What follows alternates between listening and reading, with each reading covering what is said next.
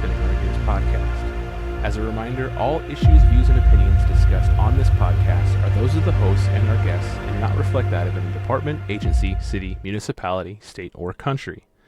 All stories, characters, and individuals discussed on this podcast should be considered fictional for entertainment value. Blue Falcons, we're looking at you. This show is rated explicit. We will be using a lot of naughty words. If that's not your cup of tea, cool. Hit the big X and find something else, because listener discretion is advised. We are on all major social media sites as well as podcasting platforms. If you'd like to contact any one of us, you can go to www.spinningourgears.com, click the Contact Us link, and we'll get back to you as soon as we can. Now, without any further fanfare or ado, here are your hosts, and once again, this is the Spinning Our Gears podcast. Hey. You guys thought you were getting the episode right away, didn't you? No, I figured we would take care of business before we jumped into the episode. Listen, the temperatures are getting really, really cold outside right now. I get it. You don't want to go out there. You don't want to shovel snow. There's a lot of stuff you don't want to be doing right now.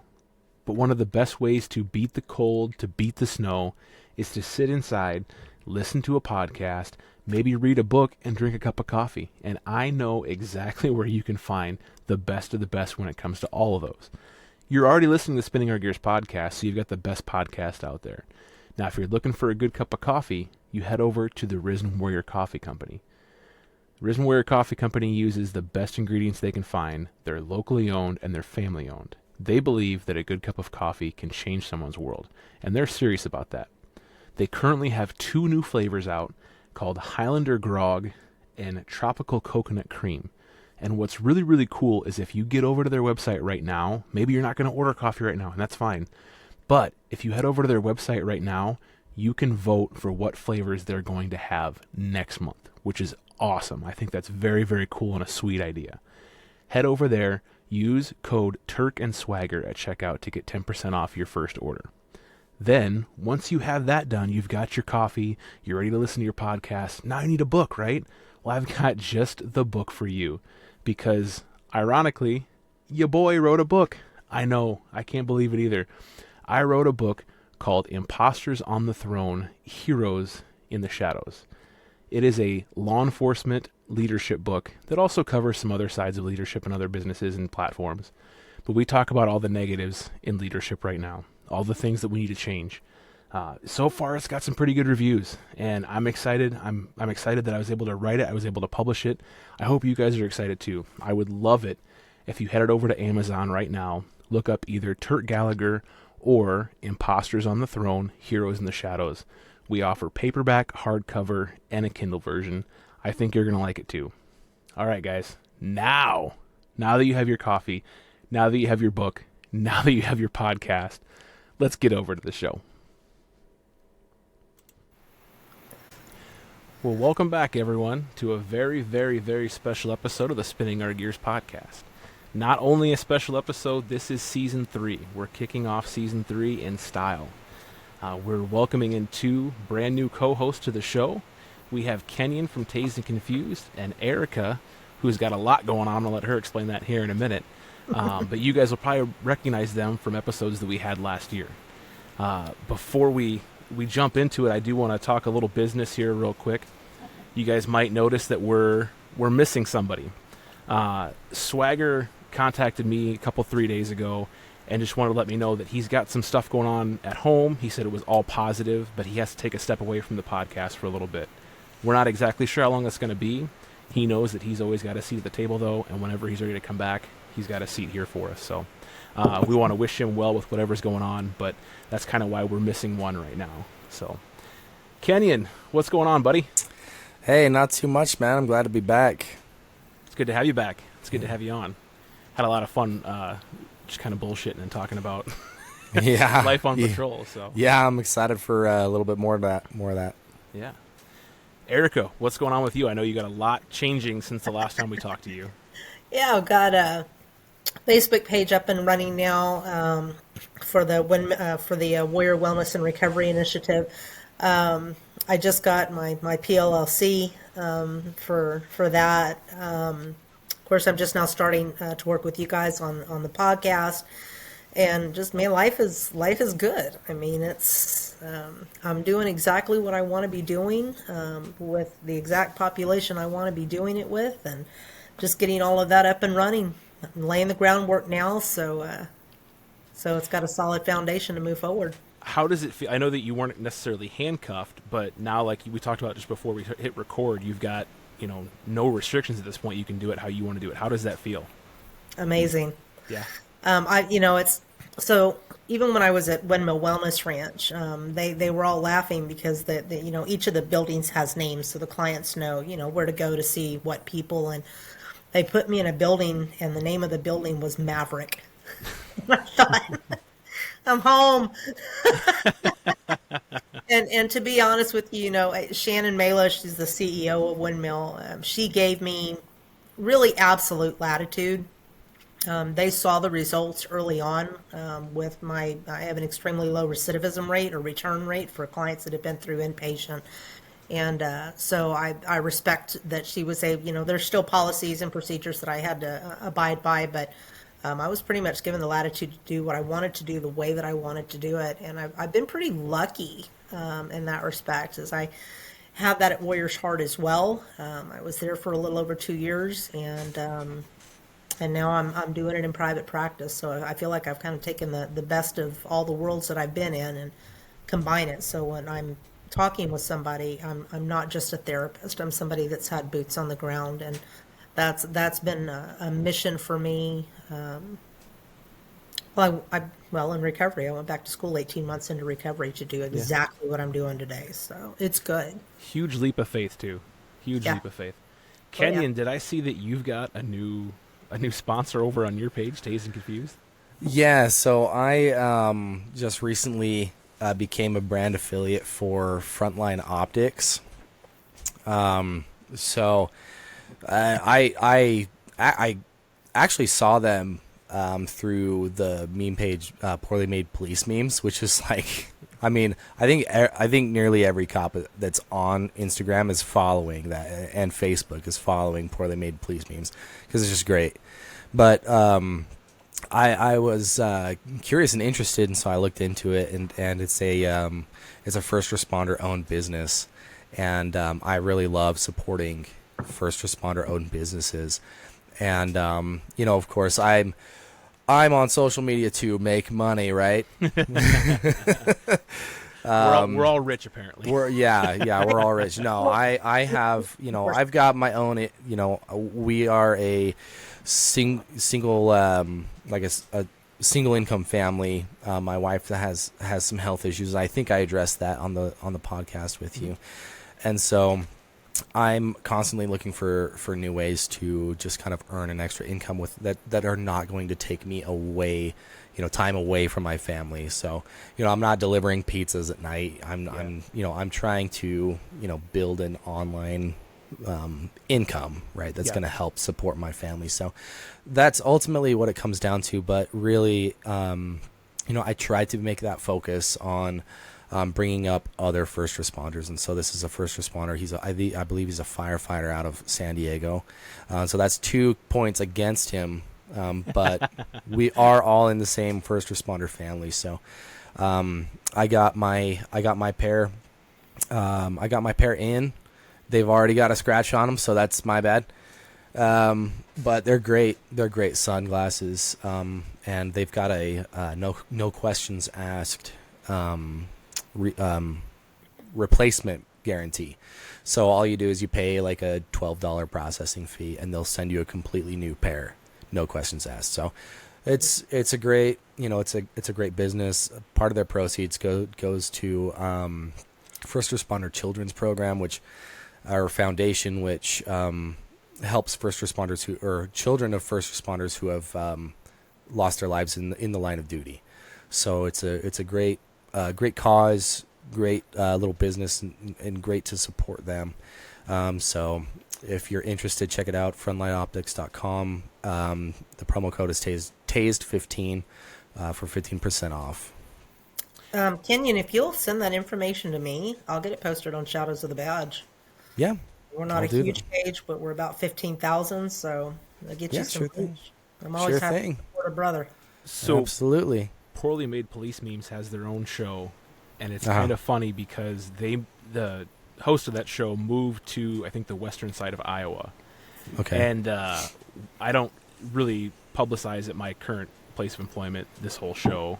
If it pops up, it pops up. But someone happened to talk about how they loved that show and how they couldn't believe he moved to the western state of Iowa. And I was like, well, if you like someone from Iowa, you should listen to this show. And a little under the table type of thing. But well, I tell you what, those of you who are watching on YouTube or just the video version of the podcast, you see that we've still got some lights up here on my side of things. It's January 3rd, the date that we're recording this, and I thought this would be a great opportunity not only to introduce you guys to the show, but just kind of give a wrap-up from our holiday season and how things went. Obviously, as first responders, when it comes to that career field, the holiday season can kind of be all over the place.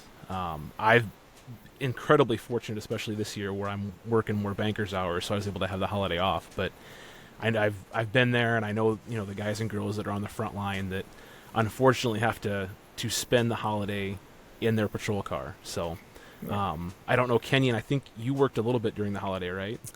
Yeah, I had I had Christmas Eve off, but I worked Christmas Day. Yeah. My department's really cool. They're very family oriented, and so my sergeant was like, "Hey, just check on. Be sure that you're all geared up. You've got your radio on. Let dispatch know that you're available." But he's like, "You can, as long as there's no calls that are, really demanding it, you can stay home and kind of have Christmas morning with your family." So I got to do that. I'm lucky. I know that a lot of guys out there that are working those holidays don't get to do that. So I got to open presents with my kids, and that was a really great that was a really great thing to have on Christmas Day, because that's something that I don't look forward to working the holidays. I mean, it's great for, you get the time and a half pay and all that kind of stuff, but I like spending time with my family too. And of course my wife loves holidays, and she hates it when I have to work them, but it's, Right. I get that it's just part of the job. I think that, and I'm almost positive every department that I've worked at, they've been kind of the same mentality. If you live in town, go 10-8, but then park your cruiser in the driveway. My thing was I was almost always on overnights, so it wasn't like we were going home for the holidays, and it was kind of a weird feeling where, even like Miggs and I, we were good friends and we were pretty proactive, but on those holidays it had that weird feeling to it where we were just 10-8, and you'd go find a little section of the city and you'd go sit there and watch Netflix or something, because it was weird not being at home, even though you knew your family was all asleep and you were gonna get to see them the next day if you stayed up or whatever. But Yeah. Erica, I think you said you had family over, right? You were pretty busy. Yeah, the holidays are really special for me now. They weren't always that way, and Kenyon kind of alluded to that just a little bit. For me, it was almost just another work day. But when I was a younger officer, I was a single parent, and I would get told because I was the younger officer, I needed to take the holidays. And so as I aged in the department, at this point, I'm making rank. And so now I'm working holidays so my officers can take their holidays off with their officers. So to be honest with you, in an inpatient, when you work in an inpatient treatment field, that doesn't take off because it's Christmas or Thanksgiving or Easter. It doesn't care. Addiction doesn't slow down during the holidays. So for me, this year is the first year in I don't know how many years. It's been at least a decade that I was at home for both Thanksgiving and Christmas. It was amazing. It's a crazy feeling, isn't it? Like, oh, something's man. wrong here. What's the issue? It took a little getting used to. I mean, don't worry, I got used to it fairly quickly. But it took a little time getting used to. But no, I mean, you like I said, Turk, you know some of my story, and I have I call him the youngest in my litter, but it's the youngest son. He's 22, and he called me out of the blue a couple of weeks ago and was like, "Hey, Mom, can I come spend the night?" He does this 2 or 3 times a year. And the fact that I have a 22-year-old son who wants to come hang out with his mother a few times a year, that's fucking phenomenal. Yeah. So, I made sure that my schedule was completely clear, and I got to have, we went axe throwing. Merry Christmas. It was amazing. So I guess question for both of you guys. the Icarus, when I came from there, and it's kind of the same here now. They were very big on forcing the shift down to minimums because we made that holiday time and because we accrued time. So there were a couple of holidays there where I was actually forced off because the senior guys were looking for that time off. Do you guys have any experience with that at all, or anything like that? No. No, I can't say that I do. Yeah, it kind of a weird feeling because you almost couldn't bank on, you couldn't make any plans because you didn't know when you were going to get that time off. But yeah, some of the senior guys were wanting it because they wanted to take time off later, but a little different. So, this year, did either one of you guys get any fun special gifts or give any fun special gifts? I did, and I'm like, you guys go ahead and yap. I'm going to go grab mine because we're going to do online show and tell. Sounds good. Anything fun this year, Kenyon? This year was pretty low key. We didn't do anything. We didn't do anything too crazy. We have this tradition that we like our Santa gifts, right? We get a fun gift, a learning gift, and a like a Christ-centered gift, right? Mm-hmm. So we got each other board games, okay. My wife and I. Okay. And then I got a workout program for my learning thing because I'm trying to get in better shape, right? Which one? What's that? Which one are we doing? Which program? Oh, it's called Bigger, Leaner, Stronger. Okay. By Mike Matthews. Yeah. And so it's like it's like a year-long thing that he's got the material for. But I got in a foot pursuit a couple months ago, and after like a block and a half, I caught the guy, but I was gassed. Yeah. And I was like, I need to take my fitness a little more seriously. So last week, a lot of stuff going on. I finished 75 hard on Christmas Eve. That was like my Christmas gift to myself. Yeah. And then my big plan was to sleep in the next day. I was excited for it. I got so deathly sick. I spent 4 days in bed. I didn't get to enjoy any of it. But last night was my first night back to jiu-jitsu, and I was so gassed. Even having that week off being sick, it was terrible. So yeah. I know how you're feeling there. Yep. We started off when we first had kids. Our plan was to do our version was something to wear, something to read, something you want, something you need. And it started off well for the first year or so, and then we got pretty lax after that. What you got there, Erica? Okay. I have a phenomenal husband. So I want you to guess what this is, what you think it might be. Is that a train lantern? No. Better. I don't know. You got any guesses, Kenyon? It looks like an old street light. This is what this is. In the 1800s and before law enforcement went from hoof to motorized vehicle, this hung on the front of what was essentially a squad in the 1800s. This was for like transporting prisoners. Okay. There were two of them, and they sat on either side of the carriage to light the way. And then if you needed to run after your bad guy because he got away, I guess, you could always take this off of the thing that it hung onto. And this was an 1800s version of a mag light. That is badass. It doesn't work the same. You know? Where did he find that? Well, I found it because, you know. I sent him hints, like literally, this is what I want for Christmas, and just started dropping links.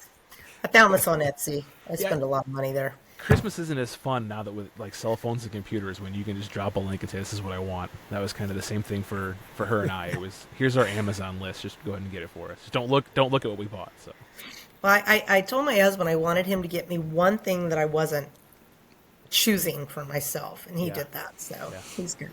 He's a good guy. Well, I don't know if anything's going to beat that, but my next question was going to be, looking back on your lives, what's the most memorable gift you had? Whether it be as a kid, as an adult, as a police officer, Anything in This- between. I got this one. Okay. So when my son was about 2 years old, I was still a young enough officer that I was still living in the same backyard I should in. I hadn't figured out that that was dumb, so I was still living in the city I was working in, and had a house fire. Little boy got a hold of my lighter. He lit the Christmas tree on fire, and well, the rest is, you can fill in the blanks. But we lost pretty much everything, and so this is before the days of the internet. This is in the super early 90s, 91, 92. And the chief's wife was a teacher. I think she was a substitute elementary school teacher. And we lost everything. And so it made the Killeen Daily Herald, which is the big newspaper in that area. And I worked the day of that fire. I borrowed a friend's uniform. He happened to be about the same size as me, and so I borrowed his uniform and his boots, and I went to work. And I was like, "What the fuck are you doing?" I'm like, "I'm earning money. I got to replace all this shit I just lost." And anyway, I went into the PD, and every day I'd come in, and there would be checks in my little inbox just from random citizens that had read the newspaper article. Here's the best part of it. I absolutely did not have money for a Christmas tree that year. I was broke. I was a single mom. I was still pretty much a rookie police officer in a small town PD. And the chief's wife had her school kids. They told the school kids the story, and the school kids made Christmas ornaments out of construction paper and string. And the school held a bake sale and bought my son and I a Christmas tree. That's my favorite. That's pretty sweet. Yeah. It's such a serious story, but all I can think of is like full on Clark Griswold, like cat in the tree. It was crazy. I mean, it literally, and I still have a couple of these ornaments, and I'm 53 now. So this happened when I was like 22 years old. And tell you how long I've held on to these. But every time I open them up when we go to pull the Christmas ornaments out, I always smile, because that's I think back when communities truly did rally around their officers. Yeah. And man, they rallied. Yeah. Yeah. So it's good stuff. Can It's a you- great story behind it if you ever want to hear the story behind the fire. That's a blast too. You said it was your 2-year-old though? Yeah, he got a hold of Mama's lighter because I smoke. And he lit the Christmas tree, and You guys are all still here today though. That's what's important. absolutely. Absolutely. Canyon, you got any good gifts? Any good fond memories?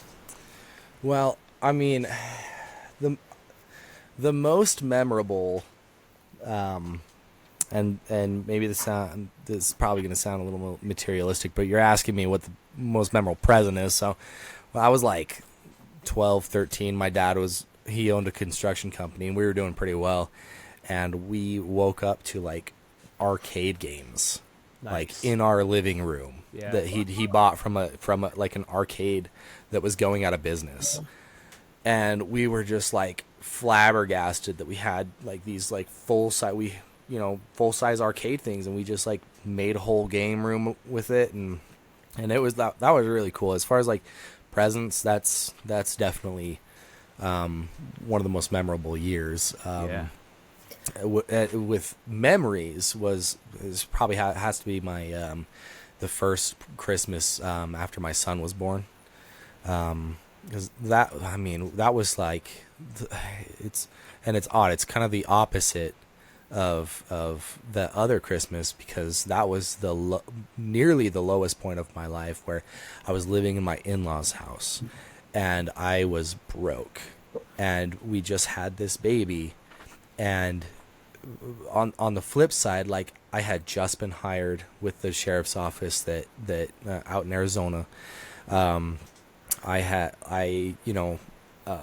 Things were kind of looking up. I had a future to look forward to, and a present that I was grateful for.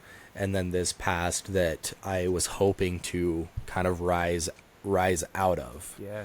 So it was definitely one of the most memorable, on top of like my son being born. He was born the day before Halloween, so he was just a newborn back then. But Yeah. it was just a time of just this transition in my life where that has led me to where I am now, right, in a career that I love, that provides for my family and has helped me grow and progress as a person. Yeah. I think, you both kind of talked about some low points, but looking back and seeing where you've come from and where you're at now is kind of a huge, like, makes you, puff your chest out a little bit, right? Like, man, I was able to put in the work and I was able to put in the effort, and here I am now. So, very, very cool. Very cool. I gotta say, man, I didn't do it by myself. I had a help from a lot of people. People that stuck by me, people that were willing to help me, strangers that were willing to help me. So I didn't do it all by myself. Yeah, I definitely wish that I would have been less ignorant growing up. Looking back now, realizing we weren't the most financially well off, but my mom and her parents definitely made it a point to make our holidays special every year. I got to be careful with what I say because I don't know what kids might be listening, but obviously there's a certain entity around the holidays that some people believe in or don't believe in. And I remember the first year that I found out that it might not be true, and my mom was very big on like still addressing certain presents from that entity to make sure that it was a laid back and memorable holiday. So that was pretty cool. When it comes to like me and memorable gifts, though, I think I'm kind of on board with Kenny when it comes to the kids, and like they're at the age now where I had like 50 presents under the tree where it was all just like random stuff they found to wrap up, but they like very, very cool to see they're at that point now where like they want my holidays it be as fun as theirs. So definitely memorable there. Yeah. Do you guys have any resolutions this year? Well, like I said before, I'm trying to get in a little bit better shape.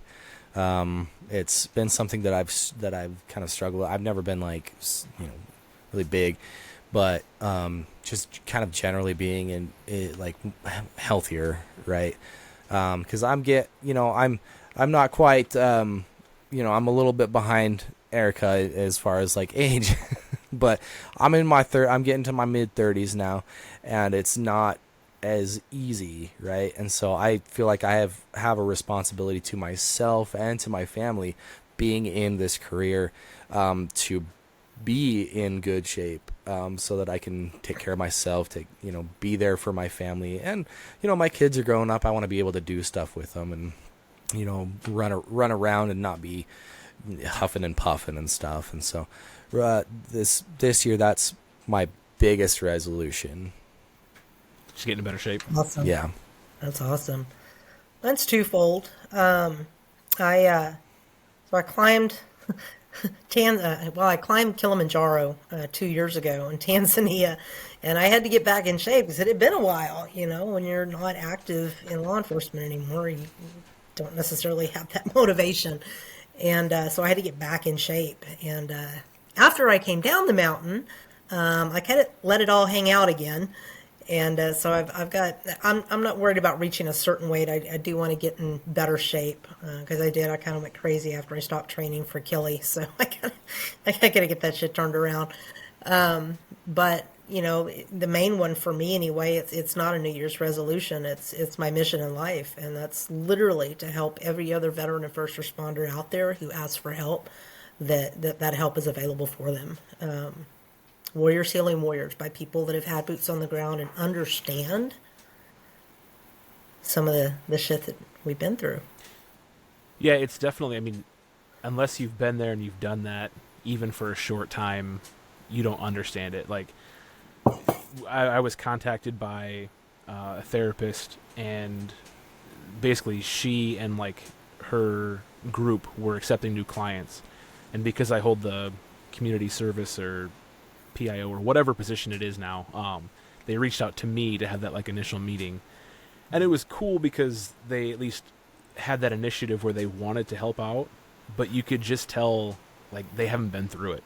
So I don't know if I can really give them that backing and tell the whole department, hey, go to these guys, because I don't know that they have that background and that experience. They can actually provide the help they need to. But like I said, at least they're being somewhat proactive. Well, I mean, one of the coolest things that I get to see on a fairly regular basis. I've been in therapy myself for years. I had a lot of stuff I needed to deal with, and I finally built up the courage to say I can't do this shit on my own. And of course, that's what I now try to do for others, paying it forward. But you know, I don't know where I was going with that. Other than when people need help, we really should make sure that it's available for them. Yeah.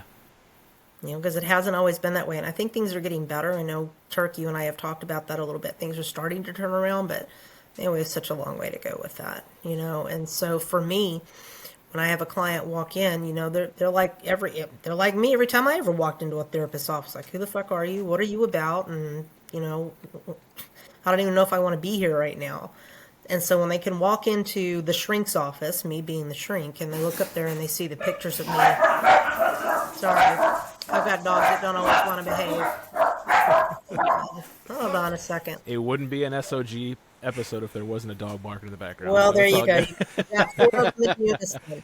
But when I was saying about just making sure that help is available, and when I see somebody walk into my session room and they see the badges and the patches up on the wall from not only my stuff but other people that I've treated that wanted to honor the work that they did, and so I've had badges given to me. I've had patches over the years, people that I've treated, and when they walk in and they see those, they know they're home. Yeah. They know there's somebody else in this room that there's a really good chance they really are going to understand some of the shit that I need to talk about and get off my chest. Yeah, I think Yeah. we definitely have gotten, and like you said, we talked about it before, but we've definitely gotten to a point where we're at least breaking the stigma. And I think Yeah. that's something that's very cool with all three of us here. We all have that kind of focus or that mindset or that goal. We're just at the point now where it's like the law enforcement community doesn't know where to go from here. They weren't prepared for us to break the stigma maybe as quickly as we have. I'm not saying we as in the show, but just we as in the community in general. So Yeah. we definitely I mean, have a long way it's to okay. go, but I think we're making good There strides. there are more of us out there than certainly than there were previously, and I think at least we're in the right, we're headed in the right direction now. Yeah. It's going to take time. I've said this for years. Everybody's, we've got to convince the brass to change their thinking. And my line of thinking all along has been, oh man, we've got to educate the younger officers. We've got to educate them during the fucking police academies Yes. about the importance of mental health, and so that when they gradually attrish into becoming senior officers, and now they're the rule makers, they're making rules that make sense. Absolutely. It. I've got a buddy, and I won't go. It's his story, but basically, he admitted to a group of people at training one day that he was feeling off that day because he'd had his meds adjusted, and like there was a member of admin there, and to see the look on their face when he said that, like, it just made you kind of realize how far we have to go. Like, Yeah. we had to make sure that guy was taken care of after that, and that the admin wasn't going to do something Yeah. that they shouldn't do. But Some of the people that I treat, their departments want them to get well and come back. Others, they come to me and their careers are over. yeah, They asked for help, or somebody else recognized that they needed help, and that was the end of it. So I really want to see, I want to see us get to a point in my lifetime, in y'all's lifetime, where when an officer goes to their trusted buddy, or they go to a member of their chain of command and say, hey, I'm struggling with something, that they're not immediately swept out, they're not discounted, they're not made fun of, they're not, and it's, hey, let's get you the help that you need, man. You're solid, and we want to keep you here, and let's get you the help that you more than deserved and earned to get. well, and you talk about your story. You walked into your chief's office asking for help, and that was, when was that? What year was that? Oh my God. I'm going to say it was like 2004. Okay, so 15 years later, we were still in the same boat where we had somebody at Icarus who reached out because they wanted to kill themselves, right? And Yeah. they reached out for help, and we immediately got an email saying they were locked out of the building, they had to be escorted. And it was just a very clear-cut message to the whole department, like, yeah, we've got posters all over the building saying get help, but as soon as you ask for it, we're going to, if it becomes an issue for us, we're going to push you out. Yeah, So exactly right.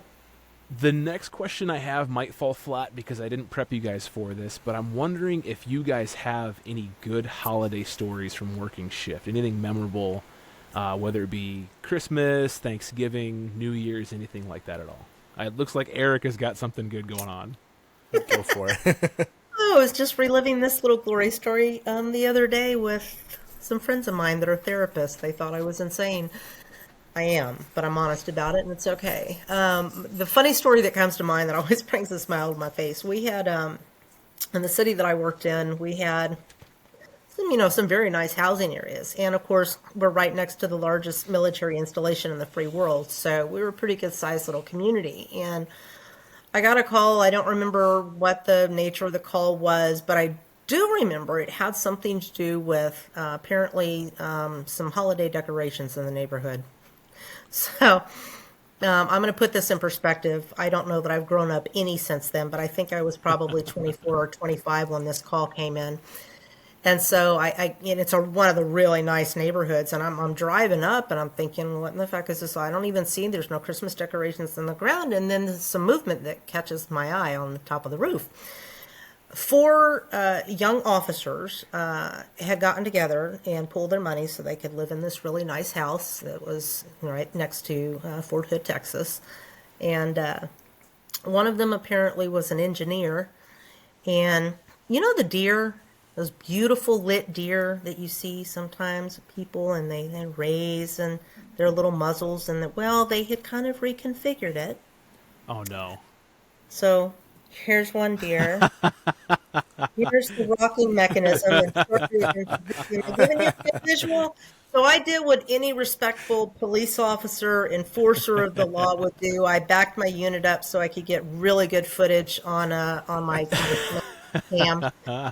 Apparently, the neighbors who were the complainants saw me out there laughing with the four young men, and that resulted in a call to the chief's office.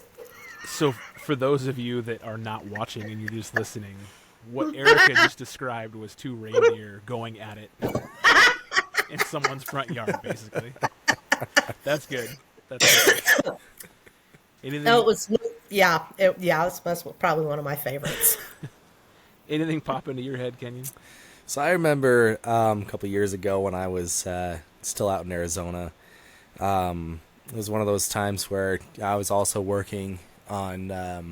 I think this may have actually been Thanksgiving, but it could have been Christmas too. Because this particular year we had my in-laws come up to our house for both holidays, and I remember sitting there at my house. We were eating dinner, and I was on duty still. I just took my lunch break out of the house, and they call me to go out to this house, and I got paired up with one of my really good buddies at the time out there, and we go out to this dude's house who apparently he was yelling at his neighbor, and that was the whole cause of it.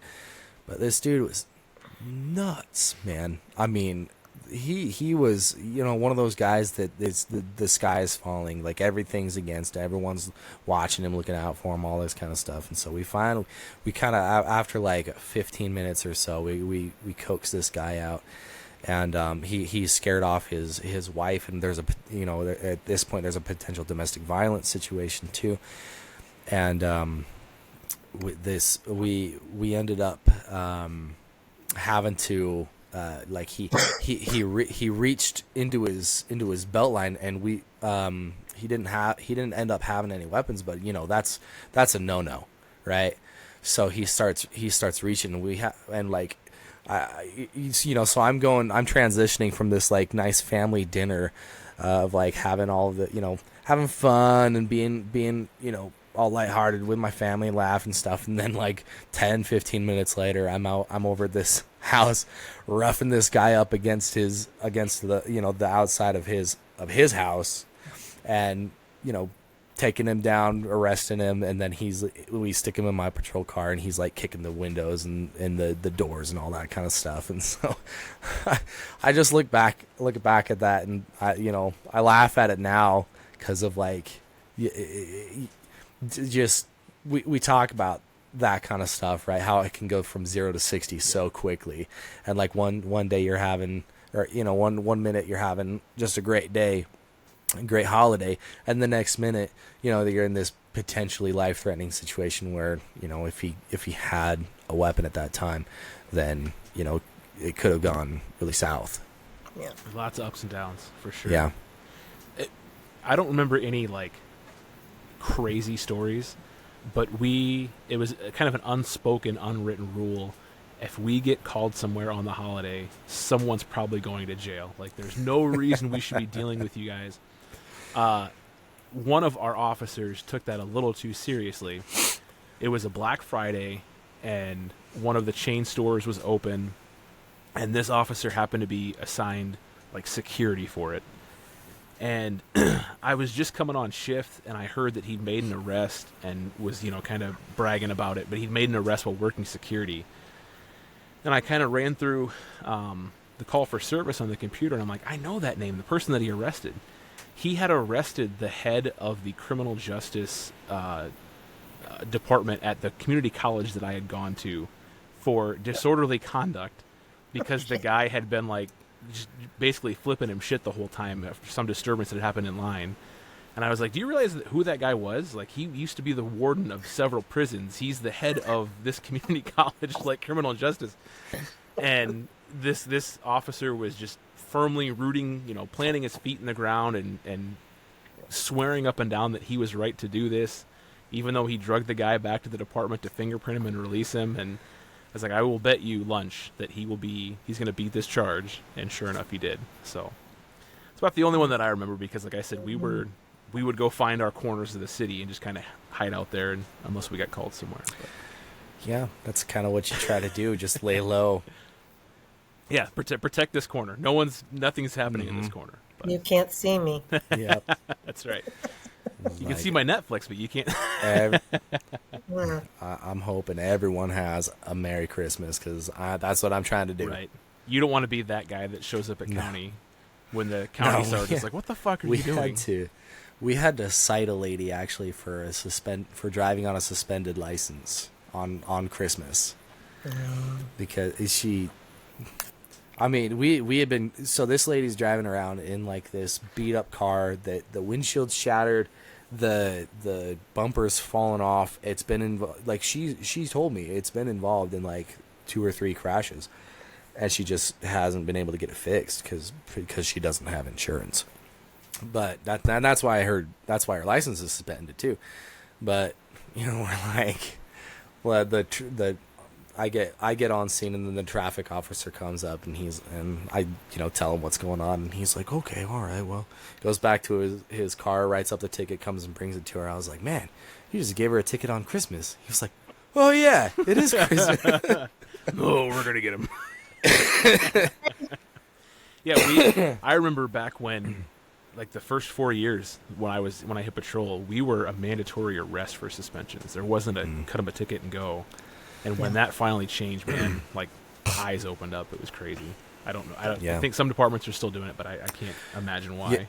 Yeah, we had out in Arizona, we had criminal suspensions and civil suspensions. Okay. And so criminal suspensions, we could arrest you.